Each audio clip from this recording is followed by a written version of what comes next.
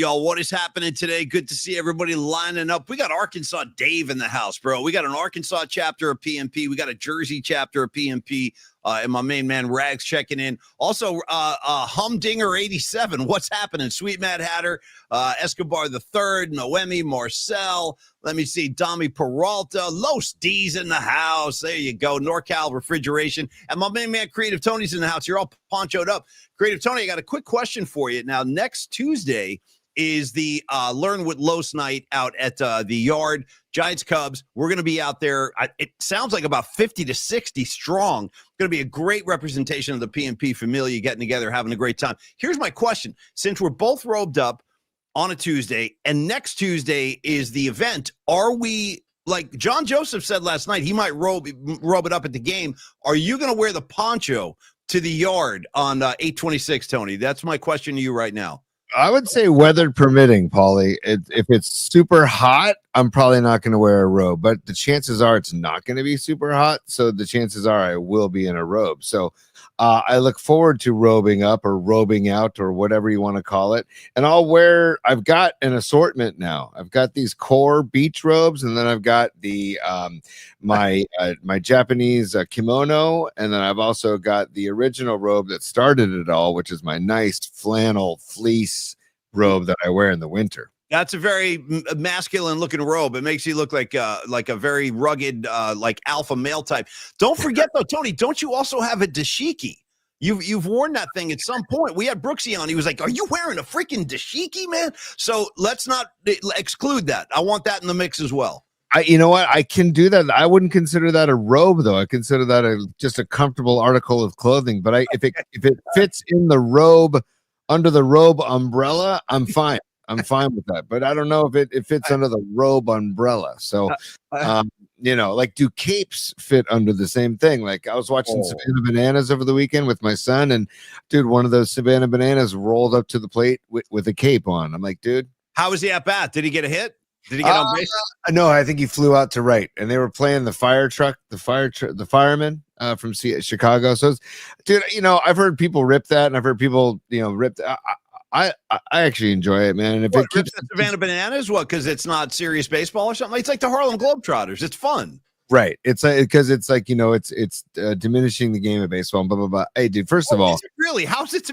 I don't buy that for a second. I think it's a blast watching those guys. How's it diminishing the game? Boy, what an uptight take on things. Yeah, some baseball purists, like, I can't watch that. It's just, it's making a mockery of the game. It's like, actually, it's kind of fun, man. Wow. And these guys are all great athletes too, and they're great ball players to be able to do that stuff. Like field the ground ball, put it through your legs, and then throw somebody out of first, or field the ground ball, or actually do a freaking like a front flip before you catch a fly ball in the outfield. I mean, come on, man, it's fun. May I suggest something to the so-called baseball purists? If there are any of you guys amongst us today, welcome aboard. Everybody's welcome here. That's the one thing about our show, man. Everybody's welcome. Come on in.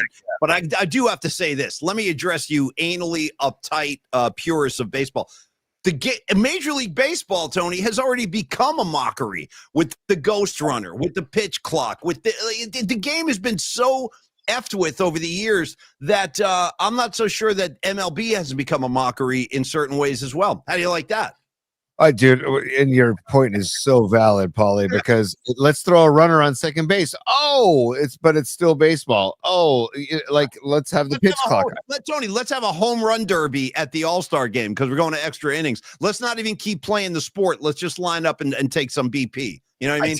I tell you what, though, Paulie, if you want to see the ratings skyrocket for extra inning baseball games, or, when the game goes into extra innings, if they did that home run thing, I'm not for it. I hate that so much. I can't even tell you. I hate that with a passion because I would watch it more than a ghost runner. I would watch it more than a ghost runner. I got to say, the ghost runner pisses me off to no end, dude. Me too. I don't know any baseball fans that like the ghost run. I don't know any baseball fans would be like, yeah, that's a great addition to the game. But my beef with the home run derby aspect of things is you're no longer playing the game. You're just having batting practice. I mean, it's not baseball.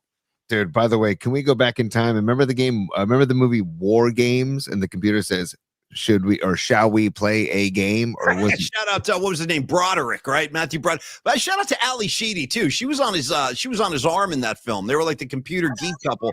Also, You remember that? Ali Sheedy. What's so funny? Also, I'm looking at Steve Groschel. He says Patrick Bailey would still hit into a double play during a home run derby, dude. Or he'd take another called third strike. I mean, like he did last night. It's like, dude. And again, I shouldn't piss on a W because they're rare these days. And when a win happens, when a 4-0 breakout in the first inning happens, you got to celebrate it. But then what happens after the 4-run breakout? The bats just go silent, man. Just silent, dude. By the way, Tony, you had a great punchline a second ago. You should have let that thing breathe, dude. Would Patrick Bailey would ground out in a home run derby? That's a great line. Was that from John Joseph? Anyway, very funny. I want to mention Steve Groschel. Groschel, I dig it, man. Also, Escobar the third. Give me Ghost Rider, not a Ghost Runner. I feel you, Escobar. And also want to welcome Tech 1982. Don't think I've seen you before, but welcome aboard, man. All right, Tony. Giants get a nice win in San Diego last night. Robbie Ray's tight pants got the job done. Before we go there, though, let's talk about our main man, Carlos De La Fuente, over at Flex Funding. That's Los D to you and me. That's how we know him on the streets. We say, yo, what's up, Los D?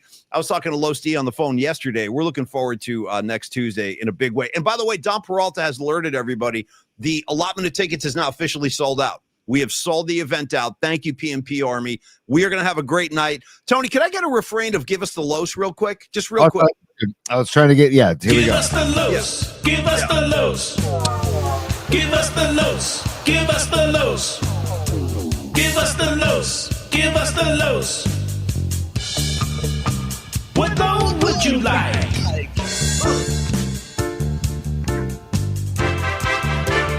Yeah. All right. So thank you, Tony. Give us the Los. Yeah. Thank you, man. All right. Yeah, give us the Los indeed. Thank you. And Carlos De La Fuente, what loan would you like? Well, that's the thing. You ask Carlos, say, hey, Carlos, what loan would be good for me? Here's my situation. Here are my details. Here are the particulars of my situation. What do I do? How can you help me? It might be a private loan. Don't forget, Carlos is a mortgage broker, too, so he can help you adjust your mortgage if that's something that's going to benefit you and your family. Perhaps you're short of cash. That's where a HELOC loan comes in quite handy, the home equity line of credit, which happens to be one of Carlos's specialty. And by the way, when we're talking about mortgages, I always want to throw this nugget in there too. Did you know, this is from Los, did you know that on a reverse mortgage, the senior can have a line of credit, which is like an emergency account of funds waiting to be used if needed? That accumulates over 7% of interest. So how much interest does the bank give? You know what I'm saying? These are things you can talk to Carlos about. Listen, when you deal with Carlos, you're never going to have any kind of hidden fees. There are no escrow fees, no title fees, no appraisal fees, nothing like that. And also, Carlos is quite aware of how precious time is. And he can usually close your deal within 8 days, which is pretty freaking awesome out there. And just about the man himself, if you haven't had a one-on-one with him yet, you will next Tuesday. You're going to see how easy it is to talk to Carlos. Really cool guy. He's a San Francisco boy, right? He's a native. He's been in the business now, Tony, over 26 years. So again, if you find yourself in a situation where you need to move some money around or you just need to put some money in your pocket, Tony, talk to Carlos. Let him get you into a better financial reality. That's what I say. Paulie, learn with Los, which is the name of our hangout next Tuesday at Oracle Park and at Long Bridge Pizza. Learn with Los, and we played a video last week of Los. We can play it again later on in the week about how he wants to answer your questions. He wants to have an open conversation. Of course, he wants to talk Giants and Niners ball, but he also wants to have a conversation. If you have any questions, bring them to the table next Tuesday, and also reach out to Los. Email him, carlos@myflexnow.com, or give him a call, 925-250-4894. Alt A loans. If you are self-employed, filing out the 1099s, if you are looking for a private loan, if you're looking for a reverse mortgage, if you are just looking for just cash, if you need cash, talk to Los. The guy has solutions. Honestly, he has answers. Remember we said, remember our whole discussion last week about the answer man. And what would be the answer to the answer man? That's Carlos De La Fuente. He has answers for you. Just give him, present the situation. You know what? What has he said? A closed mouth doesn't get fed. Nice. I can't. Yeah, that's one of Los's great lines. A closed mouth doesn't get fed. So open your mouth, open wide, and then give Los a call or give him or drop him an email, because he will take care of you and he'll walk you through it and he'll give you options. And if it's not the right time, he'll let you know, but he'll build that relationship with you, because that's why we love Los. We're building a relationship with him, man. And he's all about relationships. And that's what it's really all about in that line of business, in any line of business. You're not successful if you don't build a relationship and if you're not sincere, in my opinion. And it doesn't get more sincere than Carlos De La Fuente. So thank you, Los. We love you. Thank you for the support of the show, and support Los if you can, and he'll help you out. And for those of you on Spotify and Apple Music, 925-250-4894. Call Carlos anytime, or shoot Carlos an email, carlos@myflexnow.com. Thank you, Los D. We freaking love you, buddy. Thanks for supporting the show. I want to mention Creative Tony is actually going to be utilizing one of our sponsors later today. We'll talk about Dr. Matt Young. Guess what? We end the show today. Tony gets in his rig, drives right into the city. He's going to sit in the great throne. Not even a chair, Tony, the throne of a Dr. Matt Young. Make sure you request something on those headphones. I'm very curious to see what you ask for. My money's on Pink Floyd. Creative Tony's a big Pink Floyd guy. What's so funny? What?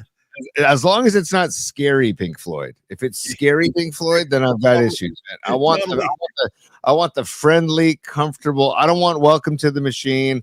I don't want anything off the wall now. Like giving you like a bad trip. So you thought you might like to go to the show while you're getting like work.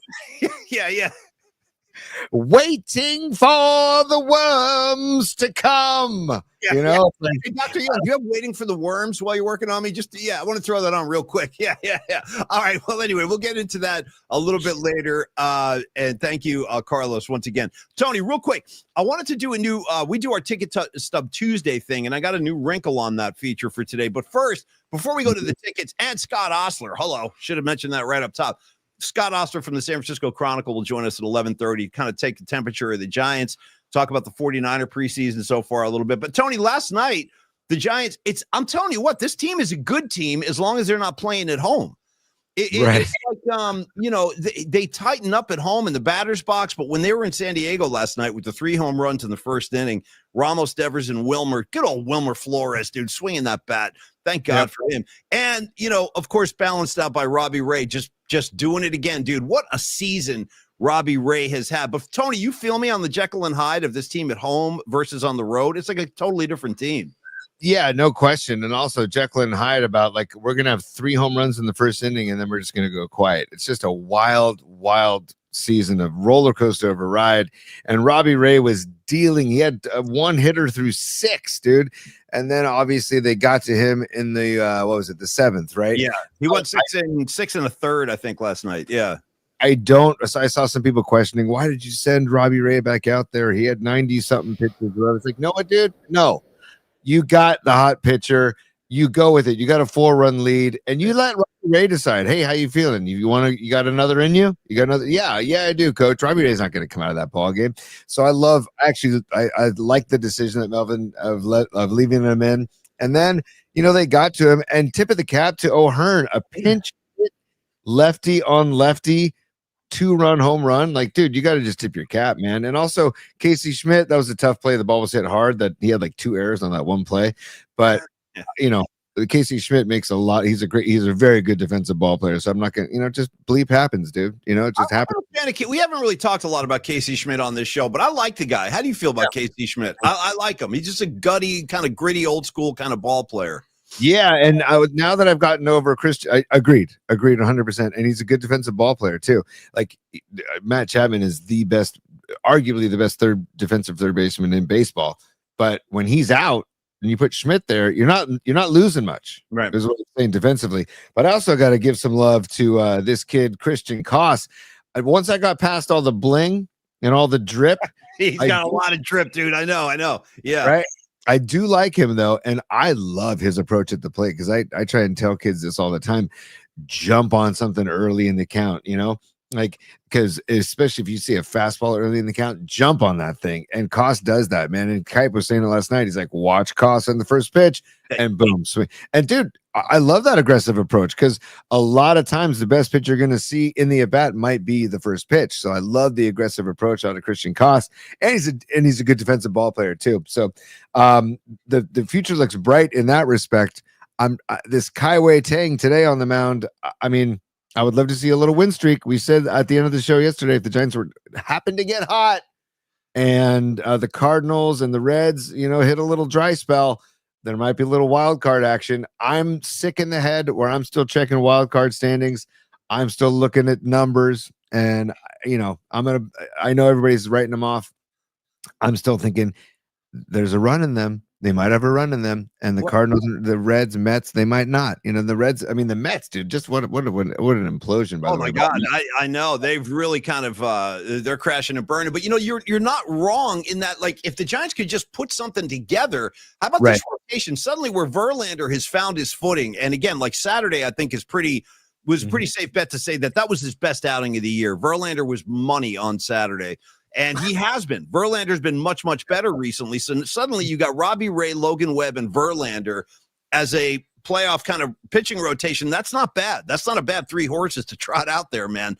Nice. If the bats can just help them a little bit. Also want to shout out Kaiway Star, as you said, on the hill tonight. If I was still doing the song parodies the old school way, I would definitely bring out Deep Purple's Kaiway Star. Nice. But I'm not going to do that right now. Yeah, great track, by the way, too. And also shout out Beat LA, who checked in on the comments line. He's down in San Diego right now. He's going to be in the yard tonight. So root on Kaiway. Paulie, hold on, Paulie. I think Beat LA is a she. And so welcome, Beat LA. She is down in LA, I believe. I'm almost positive. My apologies. No, dude, no apology necessary, man. It's okay. But yeah, repping the PMP family in San Diego will be Beat LA, which is fantastic. And Paulie, I don't know if you've been down there for a baseball game, but it's a fantastic setting. I got to tip the cap to the I haven't actually, but I do like San Diego a lot. It's a beautiful town. Yeah, it's home of Bill Walton, by the way, dude. This is all you need to know about San Diego. I'll give it to you in a nutshell. There's 2 of the all-time greats from San Diego. Bill Walton, rest in peace, and then your favorite lead vocalist of all time, Stephen Pearcy from Rat, also hails from San Diego. That's all the credentials I need. Dude, and also last time I saw Fish in San Diego, Walton was there. I forget his name of the amphitheater down there in San Diego, and Walton was there. And dude, when he was there, he sticks out. He's above everybody, and he's just grooving and high-fiving everybody that walks by. Yeah. I miss Bill Walton a lot, man. I miss him a lot. He would have been all over those Dead Company shows at Golden Gate Park. Oh, obviously, you would have been probably on stage. You would have been up there hanging out with the guys. I know I miss Bill a lot too, man. I really do. The world is not as joyful of a place without Bill Walton around. We're lucky though we had him. We're lucky we got to know him, and we're lucky that we, crossed paths with the guy. But I do miss him too. I do. And Paulie, also only because you asked yesterday, I've got a couple things for you. You got the touch. Yeah. You got the power.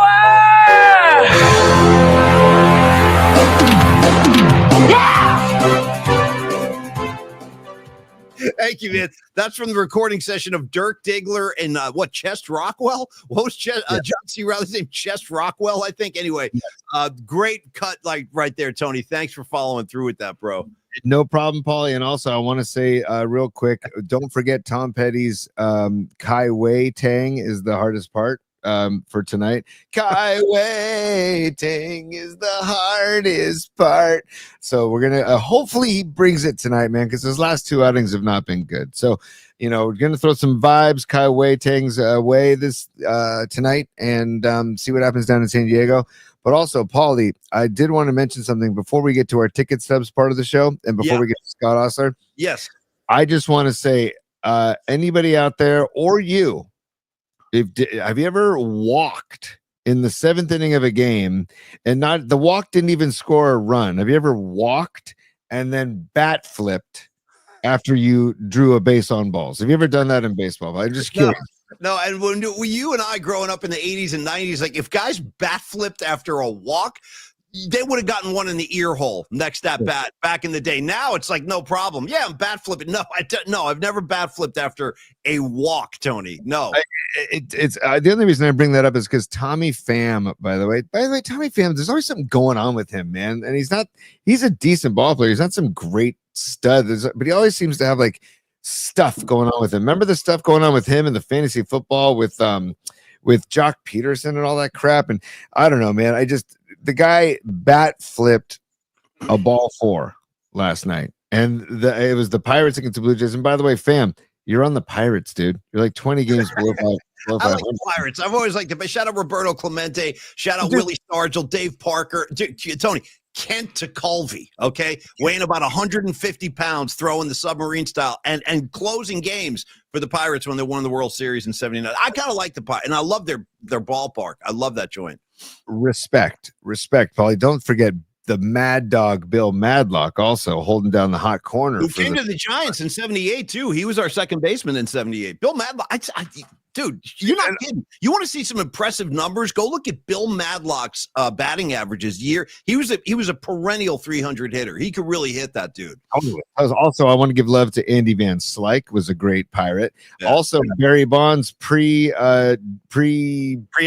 Yeah, pre enhancements. Yeah. Pre embellishments. He was skinny. He was like a skinny guy, and he was still kicking ass. By the way, Los D checking in, bro. Forget about Kaiway Star. Forget about Kai waiting is the hardest part. He's coming and just dropping a neutron bomb. Kaiway to hell, dude. I'm on the Kaiway to hell. By the way, that segues perfectly into this segment. So check this out, Tony. I have my binder of so this is my binder, right? It's filled with a lot of the shows I've seen over the years. I got hundreds of them in here. So Tony, here's what I'm going to do. I'm going to read you a few of the shows that are on this given page here. I want you to pick one, and then I'm going to give you my memories and hijinks from that gig. Okay, are you ready? Are you ready to play? Yeah, and then I've got my binder too, Paulie. This is just a little sneak peek of mine. Let me show you a good page of mine. Just okay. Yeah, you can get lost. I got 3 binders. One is just a fish binder, so this is just fish ticket stubs. There you go, right there. And then the other 2 are just shows from all over the place, man. And so yes, Paulie, I'm all about it. Your memory is way better than mine, but definitely when stuff sticks out, I remember it, and I would love to go down memory lane with the fun stubs, dude. So give me some. I'm going to give you 5. You choose one, and I'll tell you what I remember about the gig. You ready? I'm coming at you strong right here, dude. Strong. Okay. Judas Priest, 1984, Madison Square Garden. Ooh. Nirvana at the Roseland Ballroom in New York City, 1993. Ooh. Here's another one. Wait, Roseland Ballroom, is that in Portland, Oregon? No, it's in New York City. The Roseland Ballroom. Yeah. There's something Rose. There's the Roseland. There's no, it's not Roseland. I know the place you're talking about. It's like a small theater in Portland. Here's another one, Tony. In Excess at the Meadowlands in New Jersey, 1991.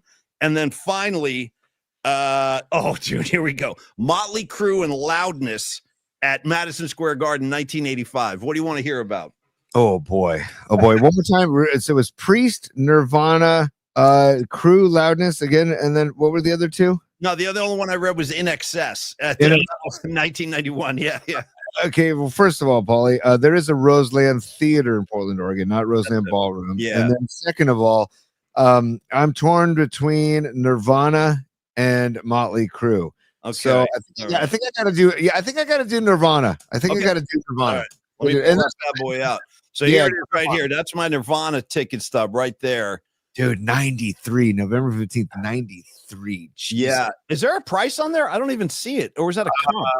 I don't see 1550 maybe? Hold on. Yeah, 1550 on the upper left. I think it's 1550. 1550. Okay, buddy.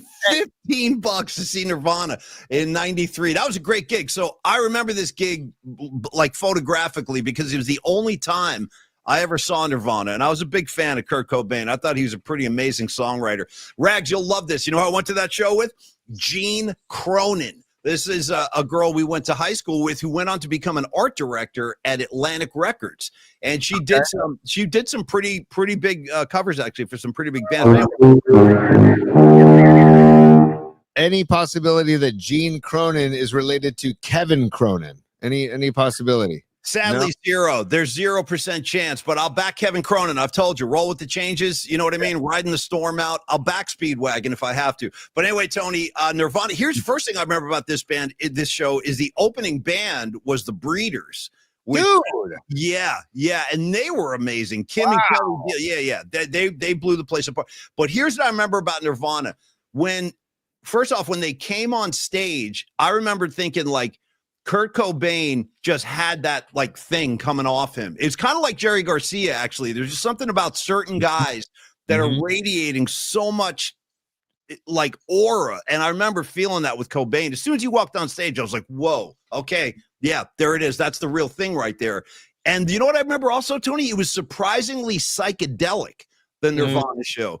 They had like a backdrop where they kept projecting all these weird pictures and it was a very trippy show.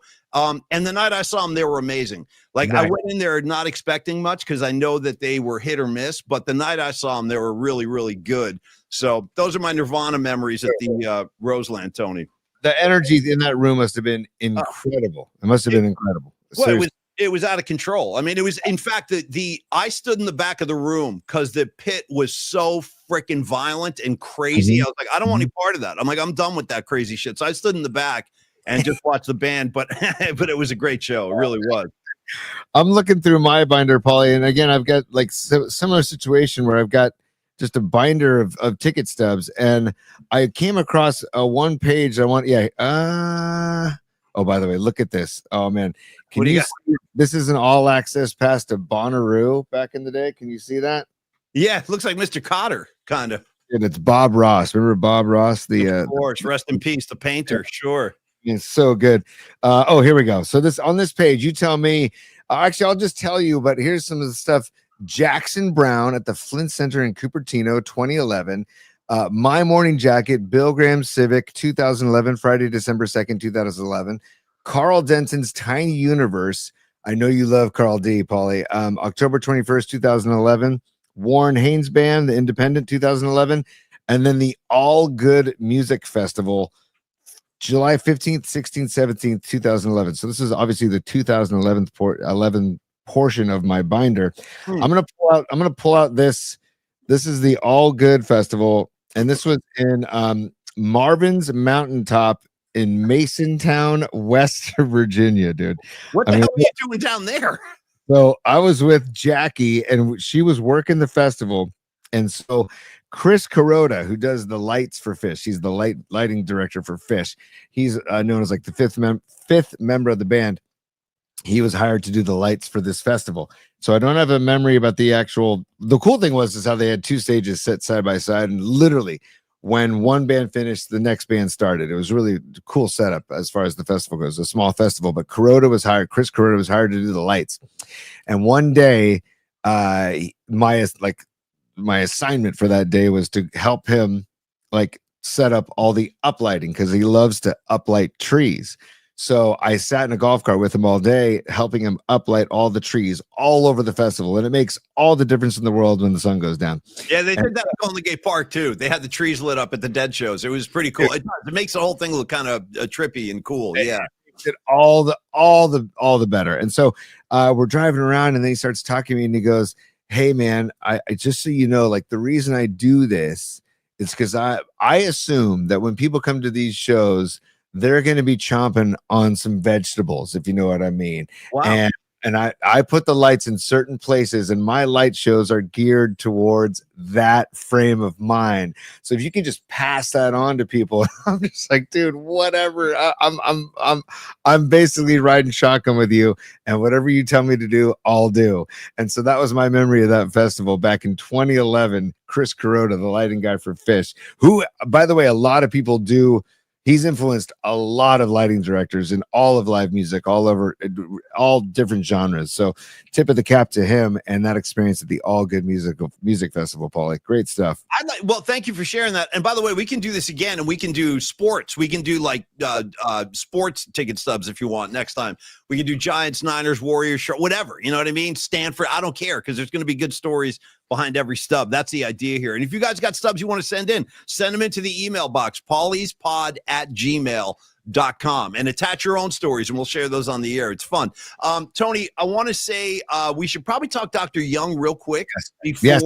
Mr. Scott Ostler is in the green room waiting patiently. So after we give some love to Dr. Young, we will bring Scott onto the program. 100%. And last thing on your buddy Chris, I want to see him. Why don't you consider some uplighting for you next time we do the show? Maybe tomorrow night we can uplight Tony for the dramatic effect achieved at the Fish shows. Thank you. All right, Dr. Young, this is the official dentist of the Polymac Particle Show, and Creative Tony is actually going to be in his chair later today to fix that chipped tooth.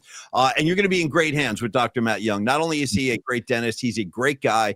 San Francisco guy. He's been in business for over 25 years, right down there in Union Square, 490 Post Street.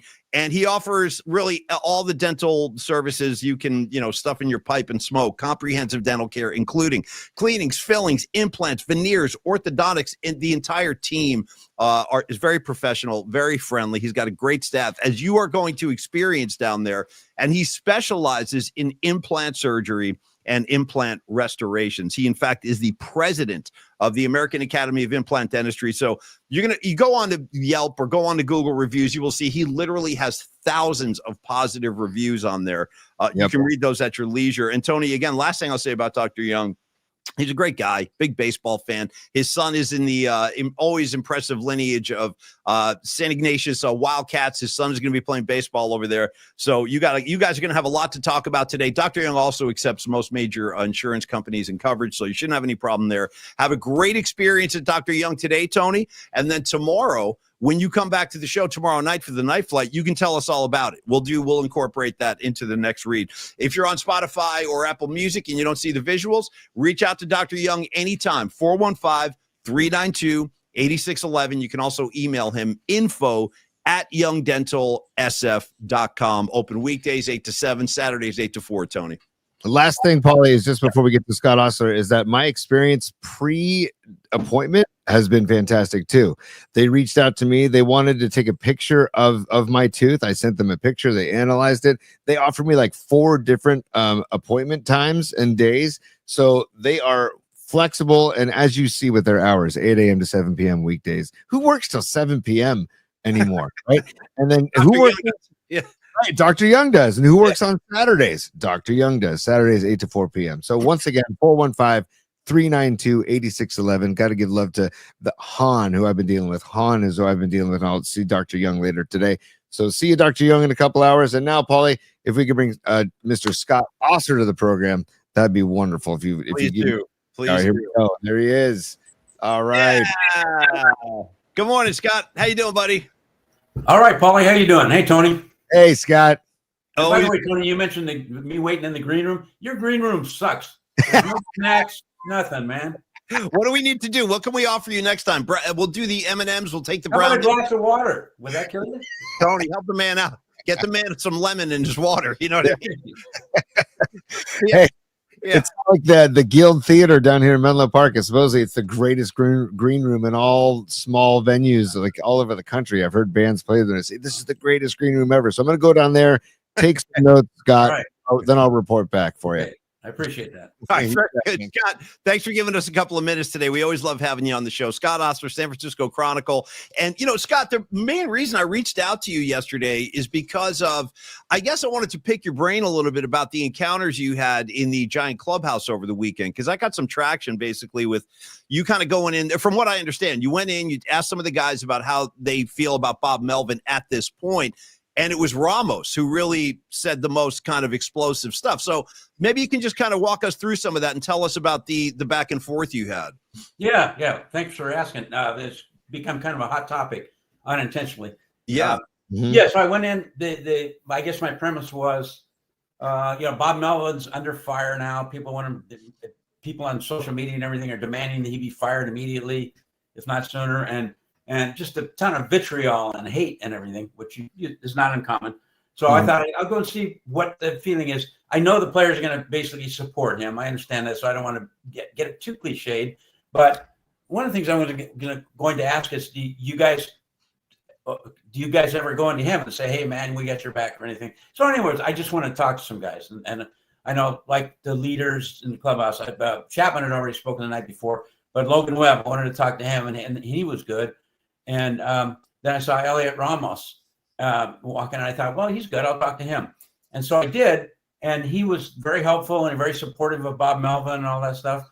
And he said some quotes that got picked up by the SF Gate, which is not, they're loosely associated with the Chronicle under the same kind, but they are not us. We are not them, and they are not us. We're actually kind of competing organizations. So they picked up a couple of his quotes, and I think twisted them wrong or blew them into a big headline. Elliot Ramos ripped fans.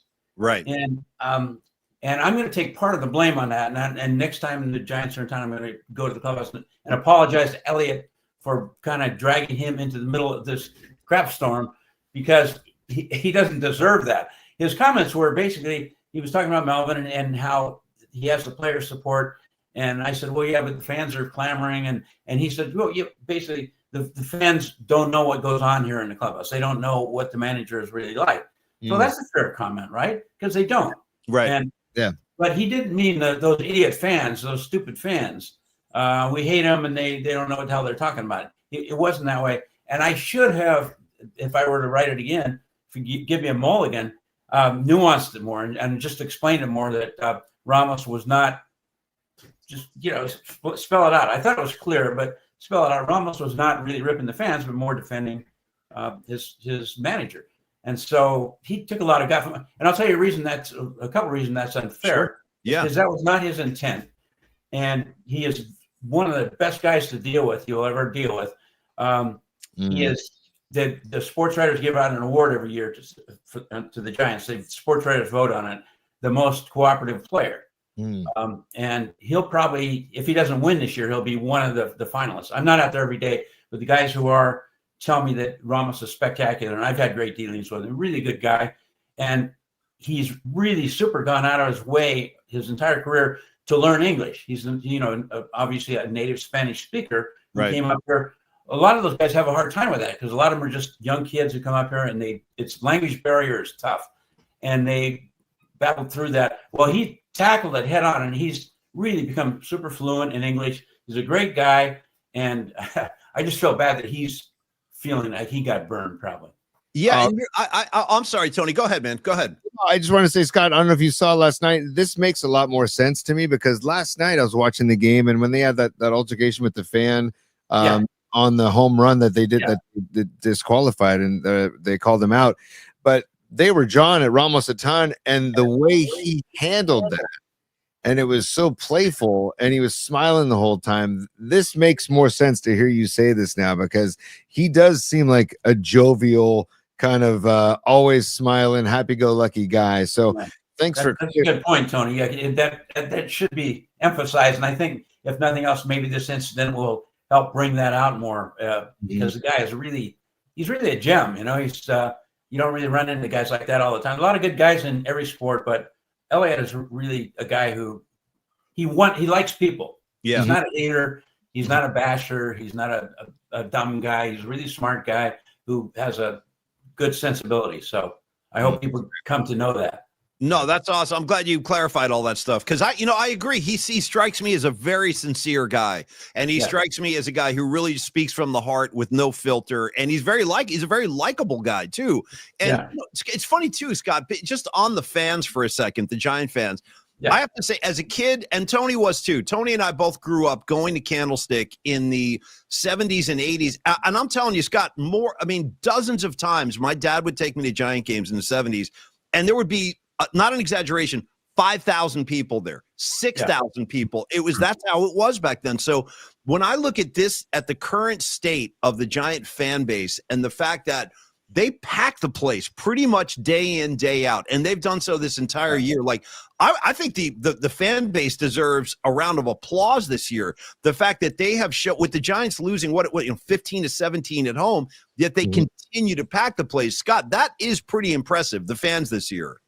It's been a surprising and mysterious season in a lot of ways, and that is one of the mysteries or surprises, I guess, is that why they keep coming and packing the stands, because it would be easy to see 10,000 fans there, right? If you had to figure how many are going to show up tonight, and you show up and there's 35.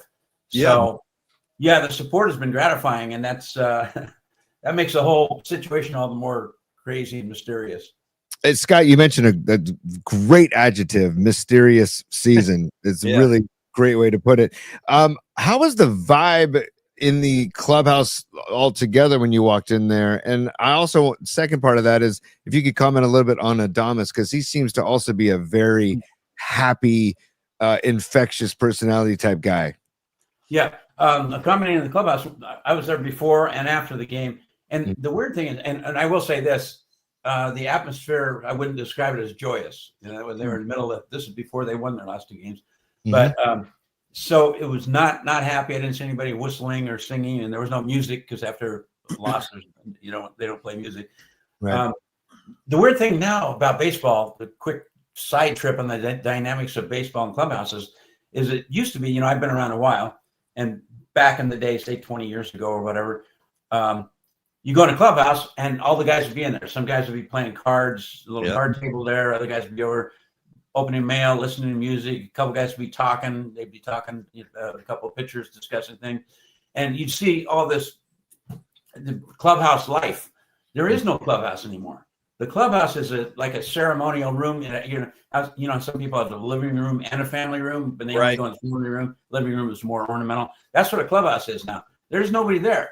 The guys run in and grab their shirt and then leave or whatever. But basically, they eat in a room backstage. They play cards behind the scenes. They do all their stuff that they used to do. So we don't really get as much of a chance to gauge the mood and the kind of the feel of the team, or to talk to the guys as much. It used to be there'd be every guy's locker. So if you wanted to talk to somebody before a game, you just went in and talked to them. Now there's nobody there, and you wait around and maybe one guy, 2 guys, 3 guys will poke their heads out, and you get a chance to talk to them. But it's just a whole different. It's become sort of a colder, more distant thing. It's sad. Yeah.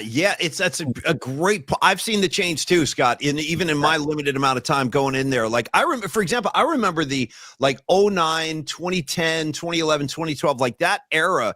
There were some really lively clubhouses back then, like Pat Burrell and Aubrey Huff, and like all the personalities that Brian Wilson, all those guys made for like a very lively room. Now you had quiet guys too, like Matt Cain would be very quiet. Buster was always very quiet, but there was see him. You're interacting. It's like you're walking in the middle of somebody's living room. The whole family's there, and these guys are playing cards, and these guys are working on their equipment, and most of them are ready to talk. They're. Why do you think it's changed, Scott? Like what has led to the change in like that culture, the clubhouse culture? Well, the change has been that everything has moved away behind the scenes, because there's been more and more.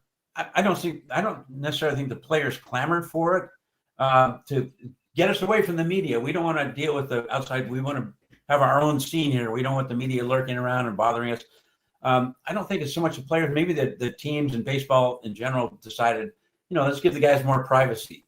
And so they have a place, they have places to go. They have the trainers. Used to be, I remember when I covered the Dodgers in LA, you wanted to talk to a guy in the trainer's room, you just walked in as he was getting his ankles taped or whatever. And now you go in a trainer's room, you get shot, and you get at least get tased. Totally. Yeah.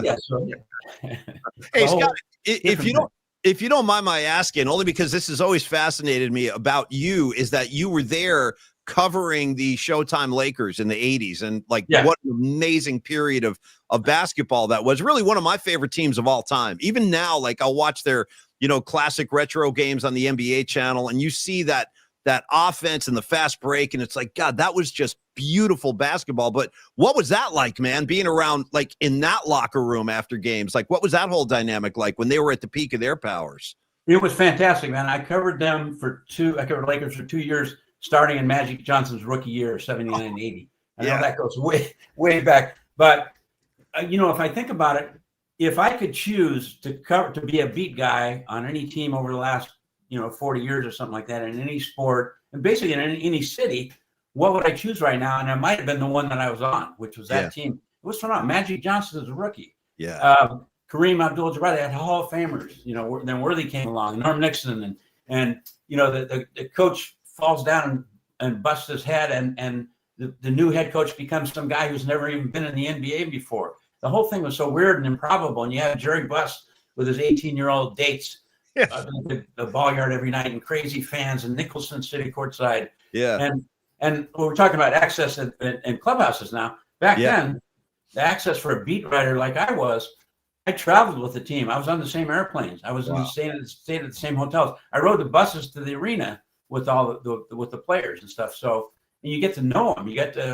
There was a couple players on the team. They would call me up, and we'd hit town, and one guy, Brad Holland, he'd say, "Hey, let's go out jogging." So we'd go out and jog for 2 or 3 miles, So you got to know the people. I got to know the coach really well. So a whole different thing. But that was that whole era was phenomenal. The characters, and there's no way to exaggerate how larger than life Magic Johnson was, for instance. Right.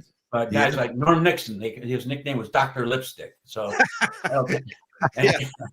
and there were more than I knew at the time. There were drugs all around. There was sex, glamour, women. Did Marvin Gaye doing the national anthem? Jesus, I still get chills on that. Yeah, and speaking of that, like the underbelly of those Laker teams, was that in the era where Spencer Haywood, right? Like he was the guy who had like the downfall and stuff, and he was my guy. I wrote a book with him. He was the first. He was the NBA's and maybe major sports the first drug casualty. The guy actually was kicked out of the league. This is how weird it was. Yeah, that was he got into a freebasing habit, right? Oh. And during the NBA Finals, like in the 2 games into the NBA Finals, he was thrown off the team. They threw him out and said, "Pack your bags and get the hell out of here."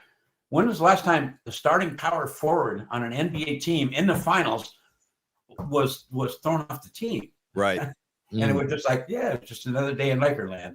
Yeah, he was a great guy, by the way, but he just got, like many of them, got sucked down a wrong rabbit hole. Yeah. Hey, Scott, we have these listeners, viewers that they're called supers. So when they want to ask a question, they'll be put to the forefront. And so we have a listener, David Shanklin, also goes by NorCal Refrigeration and HVAC. He says, "Can we ask Scott about the greatness of a James Worthy?" So that's for you. Big game James, man. Yeah, he was a phenomenal guy, a really good guy, a nice fella. I mean, the funny thing about James is that you going after the game or whatever, you want to get quotes. He was always really bland and boring. You kind of give you the boilerplate in it, where a lot of the guys were much better. So James was not really a go-to guy for quotes. And I remember one time there was a roast for Michael Cooper, and I was one of the roasters, and say funny things about Cooper. And Worthy was one of the roasters, and he got up and right off, no notes or anything, did like a 5-minute riff on Cooper that was phenomenal. It was just great stuff. And I went up to him afterwards and I said, "What an a-hole you are, man. You've been holding out on us all these years. You can really talk, and you put out this persona just to throw us off, But it was interesting. And then when he got in his trouble with the I like to think I came up with good nicknames for guys. I don't think I came up with Big Game James, but that was a good nickname. My wife came up with a better name for him. When he got into trouble, he was kind of hanging out with hookers before a game, right? Yeah. And so my wife re-nicknamed him Pre-Game James. Okay, there we go. Nice. Mrs. Ostler. There we go. Very nice. Pre-game James indeed. But Stu, what an incredible time to be around an NBA team like as historic as them. But just bring it back to the present for a minute, Scott. We'll let you go in a couple of minutes, but just the state, because we always love talking basketball with Scott Ostler, and the Golden State Warriors have had a very, very quiet off season, and a lot of fans are kind of upset. They're upset with the state of how the Kuminga thing has been handled. And what is your view of that, Scott, or your read on that situation? Like, did the Warriors mismanage this? Is this what you expected?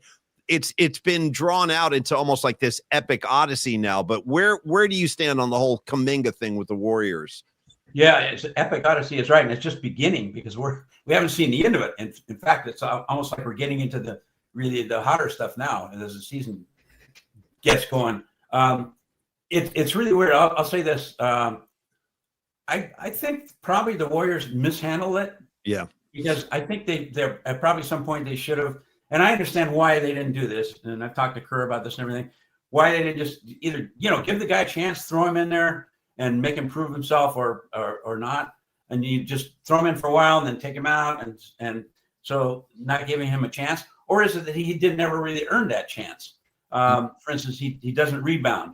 Not a great passer. He wasn't quick to grasp the entire offense and all that stuff.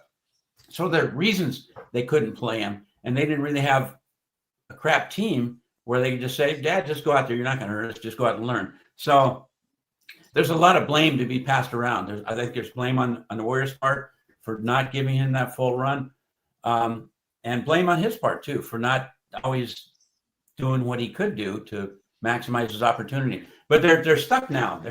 They're stuck in this no-win situation because we talk about distractions Yeah. And sometimes it's BS. Sometimes it's, oh, this guy's going to be a distraction because he wears a funny hat or something like that. And that's bullshit. Because, Yeah. the players go to work and they're not distracted by stuff. But this could be a genuine distraction for a year, for a crucial season. Because he's not just one guy over by himself. He's part of the team.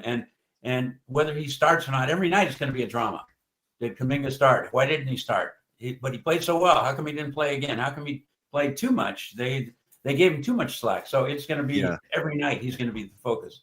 And part of it is I think because Joe Lacob really likes Kuminga and wants to keep him around. Maybe more so than some other people in the organization are not sold on him.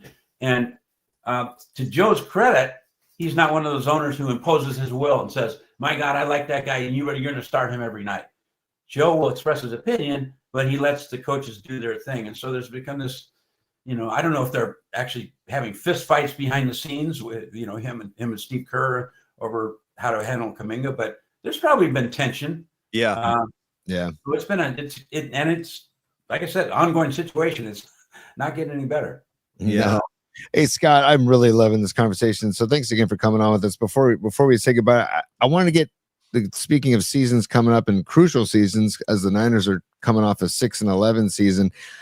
Do you have any vibe, any thoughts on, first of all, just the injuries that keep piling up in the off season and the preseason and the training camp, but this Niners season coming up and this team coming up? Do you have any thoughts on the season coming up? I'm trying to have good vibes on that, Tony, because I kind of have an overall feeling. It started a few months ago. I was with everybody else like, oh my God, they got rid of everybody. And they're just basically throwing the towel in this season and building for next year. And I've kind of shifted over a little bit, and I'm not sure that's the case. They've got some really promising rookies, although, God, like 2/3 of the team is rookies. That's a little scary. But their key players, they're like 6 main guys, are so good that it's possible that they could carry the whole team and bring the rookies along with them. So they're a total, I think, in the NFL, this might be the mystery team. Yeah. These guys are either going to win 4 games or 14. So I would tend to say more like 11 because they have a soft schedule. But it'll be really, really interesting to watch it. Oh, no. Yeah.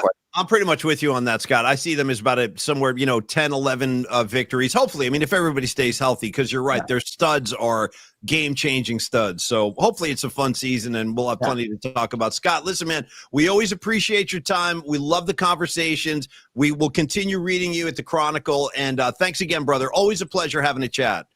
All right, Paul and Tony, I appreciate it. And by the way, you guys mind if I stop in the green room and grab like a stick of gum or something like that? Help yourself, man. Help yourself. Flip the table over on the way out if you need to. It's no problem.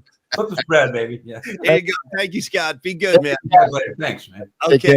Scott Ostler, everybody. I mean, this is obviously one of our favorite guys, and I've known Scott for a very long time now, Tony. And, he is one of those guys where obviously he has so much knowledge to share, but he never cops any kind of attitude. You know what I mean? And there are some that do. You know what I mean? There are some that do cop this holier than thou thing. Scott is not like that. He never has been like that. And I know you're a fan of his too, Tony. Oh, we're so lucky to have him here in the Bay Area. And I always say Scott and Bruce Jenkins. The fact that we have the two of them as our logo is just incredible. Yeah, they put out great content, and like he was talking about the resume, dude, of like seriously with the Showtime Lakers, and then we've got him in the Bay Area now, and he covered a lot of Dodgers teams too. Yeah, it's all there on the resume, and then he's also just a funny dude. The deep shots and Bon Mott's just great part of the Chronicle as well. And Paulie, I like his vibe on the Niners, to be honest with you, because we need some of that energy, we need some of that positive vibe. I want to say, Tony, that so first of all, let's just talk Niners for a second, and we can get everybody off into their lunch break in a couple of minutes. But Tony, this Saturday, 5:30 kick, hosting the Chargers, your Los Angeles Charger. So now you got the battle of the former Niner coach versus the what?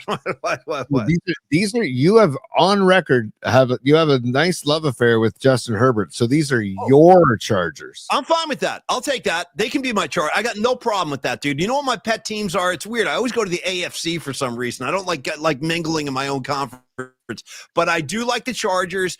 And I love, even though I know nothing good is going to happen because the team around him just isn't enough, but I love Joe Burrow. I really do. I think Joe Burrow is almost kind of being wasted in Cincinnati. That they literally, Tony, to the best of my knowledge, unless I missed something, their defense is going to be a major problem this year. So Joe Burrow is going to have to put like 30, 40 points on the board every week just to stay afloat. And I don't know if they can do that. And it's a shame because I do love the Bengals and I do love Joe Burrow especially. But the Chargers, dude, I just think what they have done in one season with Harbaugh is pretty damn impressive. The guy comes in, turns their entire identity around. Suddenly they're like a smash mouth, bruising team again that, you know, is going to make the playoffs this year. I told you this, Tony, I'll say it again. This is you want a hot take from Paulie Mack? I'm not a big hot take guy, but here it is. I'll give you my one hot take and punctuate this like with an explosion, please, when I'm done. But I'm going to say this again. I'm saying this again. I've said it before. I'll continue to say this. Come and get me, everybody. That's what I'm here for. I'll be the punching bag.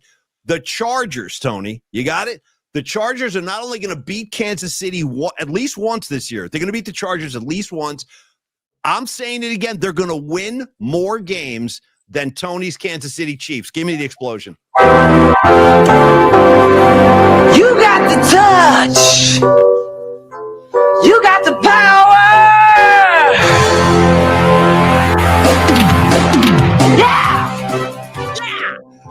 That's my hot take. The Chargers are going to win more games than the Chiefs. I'm standing on that, man. I'm standing on it. Creative Tony, come and get me. Come and get me. I won't come and get you because I love that prediction and I'll root for it till the cows come home because I love that prognosis. And it's not just about Justin Herbert. It's about Lad McConkey, Paulie. Lad McConkey. Any relation to Phil McConkey is a question we should dig into. Dude, don't even get me going on Phil flipping McConkey, bro. You remember that little guy, like a little elf waving his stupid towel? Remember he was? Oh my god, dude, McConkey.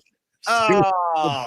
Hey, Rags, isn't he like a this? I got more McConkey for you, present day McConkey. Rags, back this up if this is true. I think that McConkey is now like a politician in New Jersey. I swear to, like, is he help me out, Rags? I think he's like a mayor of some town in Jersey or something like that. In any case, that's just how I feel about the chart. But anyway, Niners, Tony, back to your original point.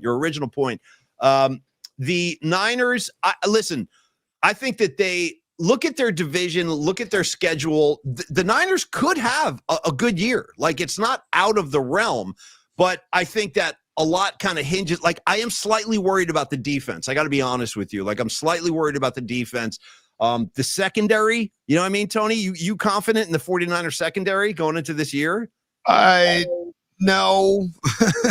Not really. No, not really either. And that's going to be a big thing because teams are going to attack the Niners through the year. I'm telling you right now, watch. They're going to be passing on that 49er defense or trying to on a regular basis. I have confidence in Lenore, and I keep reading great things about this kid, Upton Stout. So we'll see what he's got up his sleeve. But they're not going to be shutting anybody out. Let's just put it that way. I think they're going to be giving up some points, man, and it's going to be interesting to see what they do on the offensive side of the ball because teams are going to force. I was going to say Buster. Teams are going to force Brock Purdy to throw. They're going to force him to throw because they're going to just, until they get Ayuk back, until they figure out the Juwan Jennings calf contract thing, they're just going to make him force him to throw to Ricky Pearson. Contract thing, I like that. Until they figure out the calf contract, you just kind of toss that out there. I like that. Yeah. Whatever it is, maybe a little of both. We don't know. Yeah. I don't even know what to say, man. But first of all, I got to give you some love. I was kind of multitasking while you were talking, Paulie, because I wanted to just pick one. Can I just pick one? For God's sake, give me the one of him in the on the right hand side. No, maybe the hands on his hips, upper right, dude. Look at him. Look at your boy. Look at McConkey. I mean, look at the stash. Look at the stash too. It's just I don't need it. He looks like a reject, like a porno star from the 1980s almost. You know what I mean? Like a reject. He like went to the porno audition. They're like, no, we don't want you, buddy. But you're right, that 80s mustache, bro. I'll tell you this right now, Tony. I've never in my life just grown a standalone mustache. Have you? And I never will. Like, I'm never going to do that. Have you ever done that? I might do it for a riff, for a goof, and maybe I'll do it for the show. Because they do Movember mustache, which you grow a mustache for charity. So maybe I'll grow a mustache out this November for Movember. You're going to be doing a lot of charitable things coming up. Like, let's not forget, we established this yesterday, everybody. Nice, dude. Jeff Winkler dropping like neutron bombs of comedy. His porno name was Phil McDonkey, dude. Phil McDonkey. Shout out Winks, dude. Very nice. Don't forget, Tony, real quick, you are now obligated. You're going to have your mustache in November. Check that box. That's fine. But also, we decided yesterday on the show that we're all going to pitch in a couple of bucks and get you a couple of Jake Moody jerseys.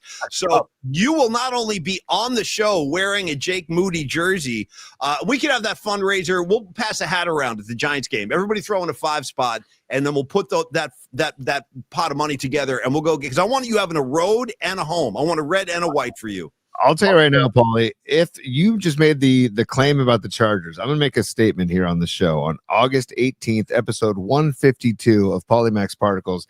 If Jake Moody goes 100% field goal percentage on the season, I will paint the number 4 on my chest for an episode and go shirtless for an episode. Well, obviously, nobody's going to kick 100% of their kicks. I mean, let's be a little more reasonable. Come back down to earth. Not extra points, field goals. No, I know what you mean, dude. I know no one's going to make 100%. Why can't I expect that? Why can't I expect something else on this kid? You are just like, dude, your bad vibes on Moody are going to permeate like the atmosphere here, dude. I'm afraid like your negativity is going to affect, because we're about the good energy on this show. We're about beaming out good vibes. You're coming down like with a dark cloud over Moody's head, and it's starting to concern me because the season is right around the corner. By the way, opening day, Tony, you know where the Niners open this year without looking at the schedule? I don't know if you've looked at it. Seattle? Yeah.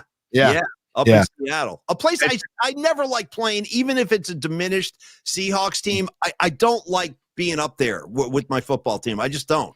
And did a rejuvenated Darnold that would love to open his season with a win against his former team. I'm just saying. Yeah. You know, in Seattle's tough to play. I don't care what they pipe in the crowd noise too. Let's, by the way, I noticed this earlier, Paulie. Escobar is a super as well. He says Harbaugh's motto, I'm not here for a good time. I'm not here for a good time, not a long time. He'll always be my favorite coach, with me also being a fan since 88. Right on. Yeah, that's awesome, Escobar. Thank you for the super, my man.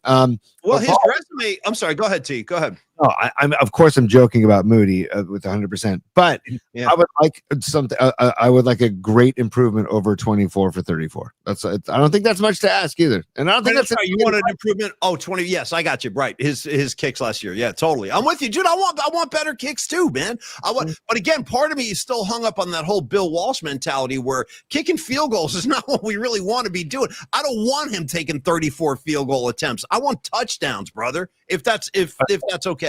Agreed. No, I totally agree with you. And that's Walsh football for life. So you're not going to get any argument from me, Paulie.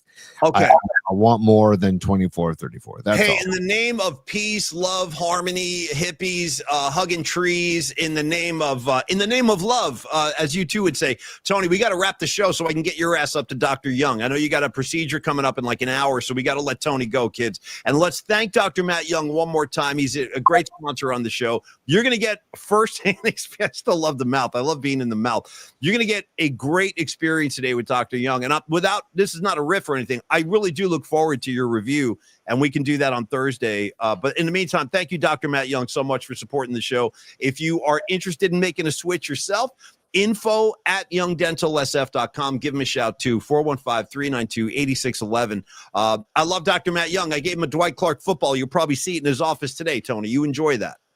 Paulie, to quote my son Dominic, today I said, hey, I got to go to the dentist today. And he goes, oh, but you say on your show that you are excited to go see this Dr. Young. So go see him and it should be fine. I go, dude. See, Dom knows.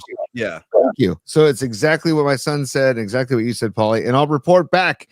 I'm going to have pictures. I'm going to maybe shoot a quick video with Dr. Young. I'll report back, dude. Yeah, come back with pictures. Shout out Def Leppard Photograph, Tony. Photograph. Great song. I'll back it. I'll back Pyromania. I'll back the whole album. Hey.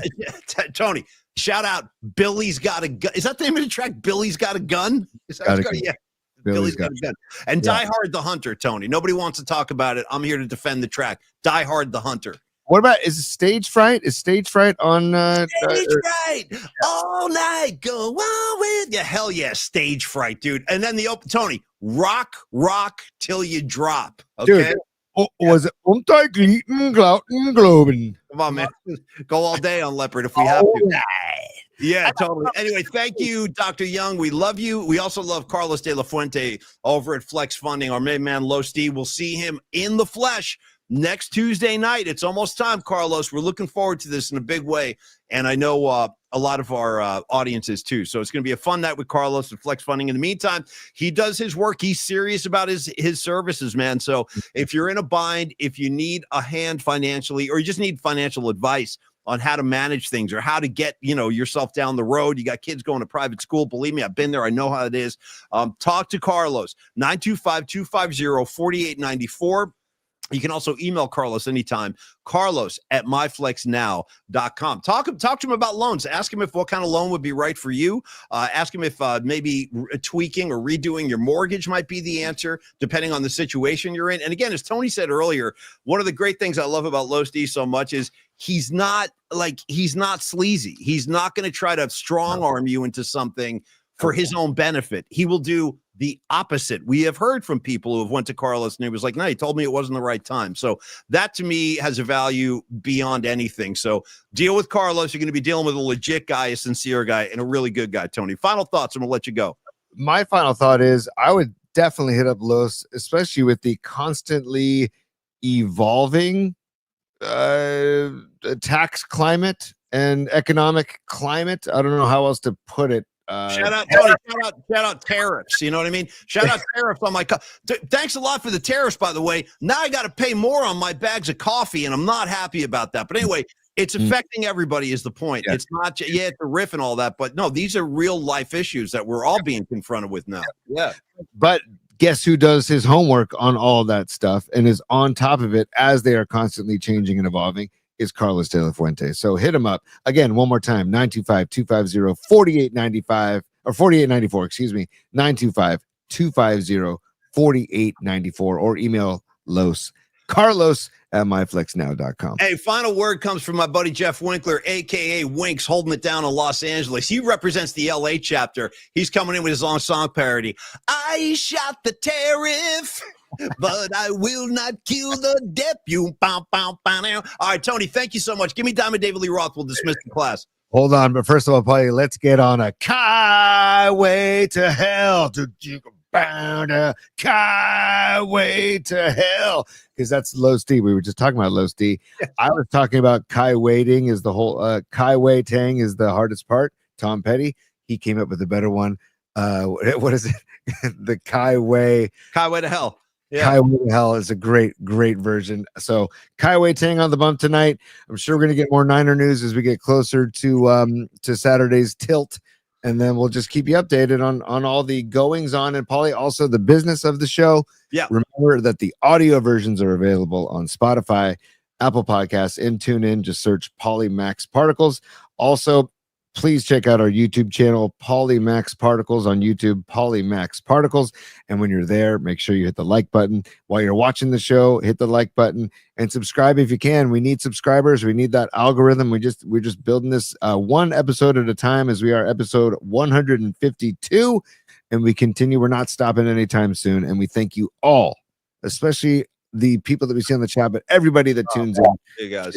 Can't say enough how thankful and grateful we are to have all of you with us. Humbled, man. I really am. I'm humbled. You guys have been so good to us. I thank you very much. And Escobar, you said it for me. Thank you. Because I don't say this enough. Go ahead and hit the like button, subscribe, do whatever you got to do. Get the word out there, because the more the show grows, the better off we're all going to be. You'll see. Thank you, Escobar. Thank you, Dom. Thank you, Patty, Nutter. On and on it goes. You guys know. Winks, Rags. What's up, T? What? I got a couple more, Paulie, as we wrap. And she's buying a Kai Wei to Heaven from Pine Needle. That's from Pine Needle. All right. And you leaving out my Kai Wei Star. You got a problem with Kai Wei Star? Deep Purple? Come on, man. Yeah, I don't have a problem with it at all. I'm just going with what I'm seeing in front of me, and it's all good. It's all gold. Now, it'd be great if Kai Wei could get in the win column. Then we'll really celebrate. We can do acapella tributes all damn day tomorrow night. I just came up with another one. We're going to end the show on this because I don't want you to be late to Dr. Young. I don't want to get in trouble being a bad influence. Tony, I don't even remember who wrote this song. It was like one of those really crappy 80s tunes I would never listen to. If it came on, I would change the station immediately. But you remember this one?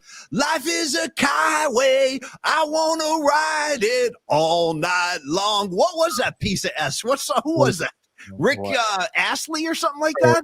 No, that's never gonna give you up. Never gonna let you down. I'll back that one, actually. Yeah, never gonna give you up. Yeah, life is a highway, dude. I want to ride it all night long. Anyway, that's where I'm going. Who is that, dude? Mark Wiseman says Chron. I don't know what that is. Oh, Rascal Flatts. I'm getting this over and over again. Rascal Flatts. Thank you, Scarlet Fire. That's not the original. That's not the original. Life is a highway. Come on, I gotta look this up, man. Wait, this song's a piece of S, dude. It's something I would never listen to. Who is it? Respect from my buddy Mark Wiseman, aka Your Mom Is Cool. Tom Cochran. And then we got Jeff Winkler saying yes. We got Gravy saying yes. Tom Cochran had the original. I guess Rascal Flatts covered it later on too. I shouldn't have made. Now we got a whole new controversy developing. Dude, Gravy coming in with hard knowledge, dude. Hard knowledge. He goes, guys, that was the singer from Red Rider. Dude, I don't even know. That's the end of the show now. Red Rider from the Vision Quest soundtrack? Is that what you're throwing at me? I don't have time to go down that road. I got to get Tony to his office. Tony, we'll see you tomorrow night for the night flight, 8 p.m. Yes. We'll have a great show. In the meantime, good luck at Dr. Young. I hope it goes well. You're in great hands up there, buddy. Give me Diamond Dave and get on the road. All right, and also I'm going to give you some Boogie Nights as well. You got the touch. You got the power. Yeah. Thank you.